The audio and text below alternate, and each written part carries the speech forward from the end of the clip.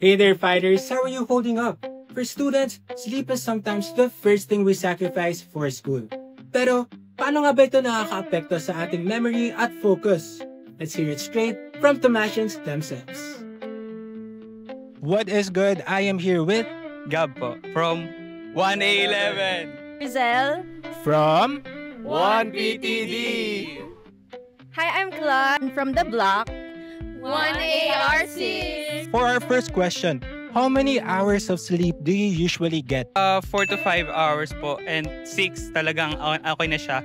If it's a school day, I'd usually get mga 3 to 4 hours. That depends po sa kung may project kami. Pero normally, it's less than 4.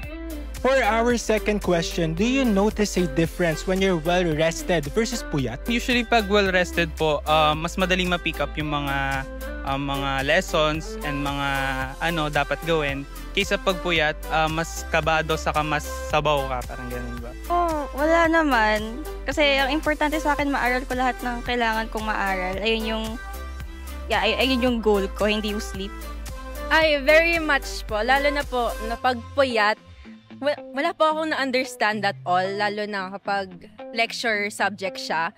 Parang nakatulog po ako halfway through. For our last question, Gab, do you believe cramming all night works? Personally, hindi po kasi mas mahirap po siya gawin. I won't say all night. Pag ACADS like, kuyari quiz, I don't recommend cramming. Not really. Only in worst case scenario po. Relatable ba? Well, we've all been there.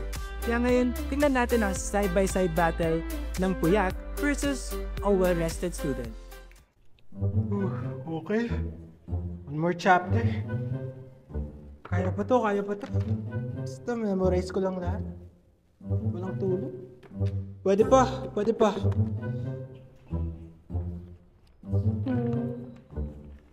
Okay na siguro yan. Buti na lang, prioritize ko yung pahinga ko kagabi. Importante ngayon, fresh yung utak ko para sa exam. Wait. Alam ko to kagabi eh. Come on, brain. Huwag ka maghangayin, please. Ito yung question 1. Oo, nabasa ko to kagabi. Ay naku, buti na lang talaga. Carry ko na to.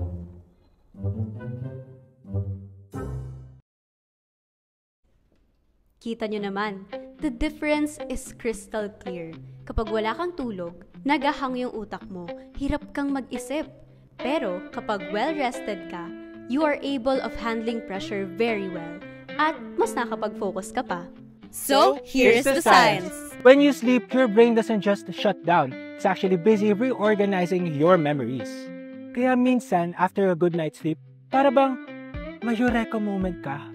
But if you pull an all-nighter, the brain fails to consolidate itself. Kaya ang result neto ay weaker focus, poor recall, at yung mabagal na problem solving.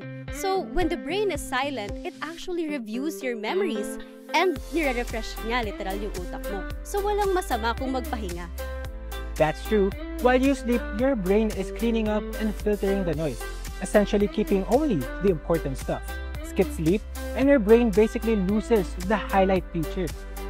So, ano mga pang pwede natin gawin? So, here are some practical tips for better sleep. First is to keep a regular sleep schedule. Keep your bedroom cool and quiet for you to relax on. Turn off your gadgets 30 minutes before going to bed. Avoid caffeine, especially in the afternoon. And of course, it's important to exercise regularly and eat healthy. And do not ever underestimate naps.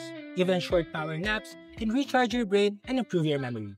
This has been UST Tiger TV's The Conscious Mind. Super Science. Ito ang kaalamang Super Science.